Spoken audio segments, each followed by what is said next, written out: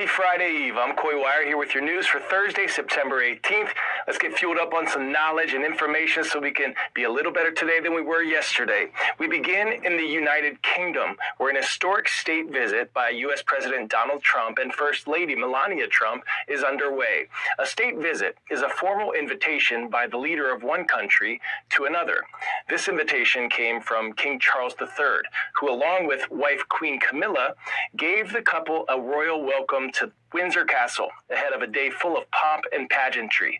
President Trump's first state visit across the pond came in 2019 during his previous term, when he met with the late longtime monarch, Queen Elizabeth II, who died in 2022.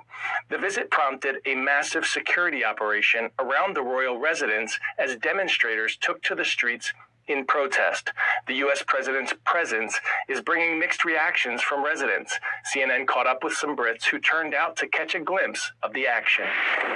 I'm here because I'm a full supporter of Trump and the free speech movement. I think we need Trump. If it wasn't for Trump winning, then the whole world, Western world, would be in an utter state. I think he's against women. I think his policies are dangerous globally from a financial point of view.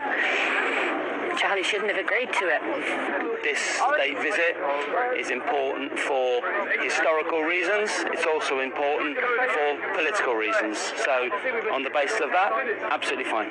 The president will also meet with British Prime Minister Keir Starmer, who hand-delivered King Charles' invitation to President Trump back in February during an Oval Office visit. The two are slated to discuss U.S.-British trade relations, a nuclear energy deal, and Russia's war in Ukraine.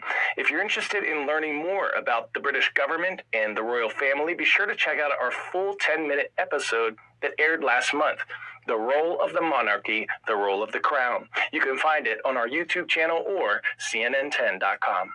This next story is for all of us American history buffs. The U.S. National Archives is celebrating 250 years of America's freedom this week, honoring the signing of our Constitution. And for the first time, the entire historical document will be on display at the U.S. Capitol, including the original Bill of Rights and more than a dozen amendments. The exhibition also features something quite rare, the fifth page, signed by George Washington, which instructed states on how to implement the Constitution, and the 13th Amendment, which abolished slavery. The historic documents will be on display in the Capitol Rotunda until October 1st. Could the poster child of extinct animals, the dodo bird, make a comeback? It once roamed the island of Mauritius before dying out about 400 years ago. But a team of researchers at Colossal Biosciences says they're now one step closer to possibly resurrecting the feathered, flightless giant. They say they've successfully cultured specialized cells from a pigeon, a distant relative. It's a significant step in their bid to bring back the bygone bird. They also want to bring back woolly mammoths, Tasmanian tigers, and dire wolves. Critics argue the Jurassic Park-style endeavor creates a slew of ethical and moral issues, including concerns over the potential impact extinct species could have on modern ecosystems.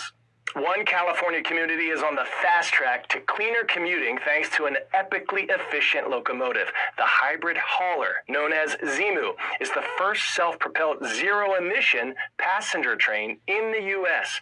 It runs on nothing but hydrogen fuel cells and battery power, and it emits only water vapor. Despite its unmistakable blue paint job, the eco-friendly Iron Horse is the greenest ride on rails. Engineers say during testing it set a world record by traveling 46 hours on one fueling. Zemu's $20 million price tag is double its gas-powered counterparts. Officials say giving the community a chance to choose a cleaner commute is worth it. It is more expensive to be first, but in this county it was important that we look for clean solutions, and so we thought the investment was important. Quality of life aspects for people who live here in San Bernardino County, especially those who live near the corridor that it runs upon. Pop quiz, hot shot. What instrument is Louis Armstrong most famous for playing? Saxophone, trumpet, piano, or trombone?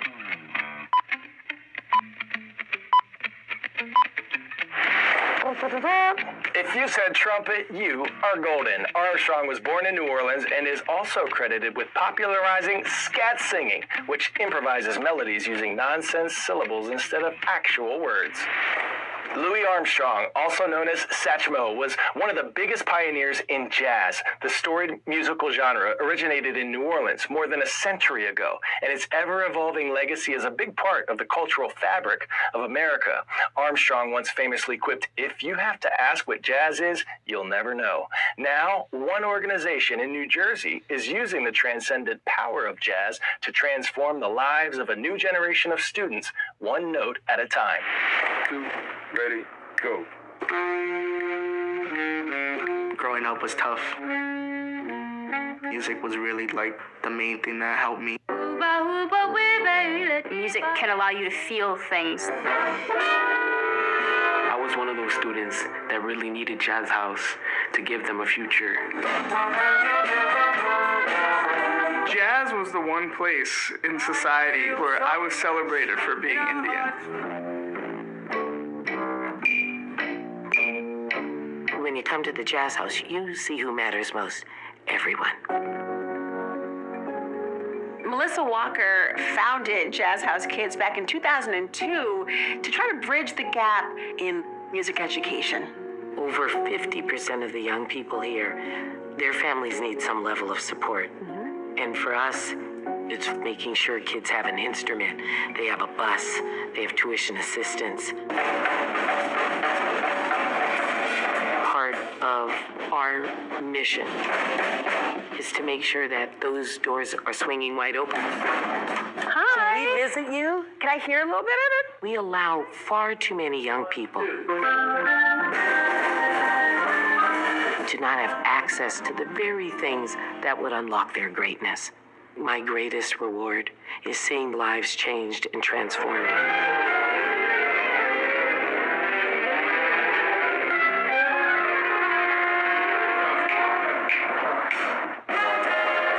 Playing the saxophone has helped me in real life, with school, with friends.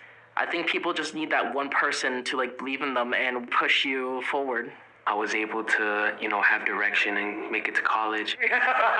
Jazz just improves and boosts their achievement. You have to have that focus, set goals, manage your time, be able to make real-time life decisions.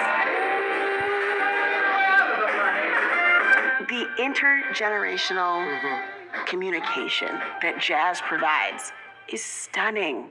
I always think of jazz as the only place where you can get an 8-year-old and an octogenarian on the stage together doing something productive.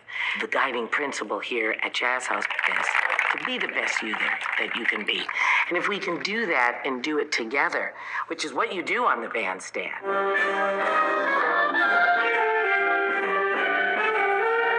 You're now watching democracy in action. Wow, great job.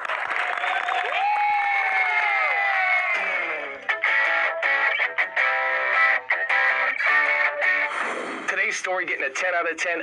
Fucking chavalas.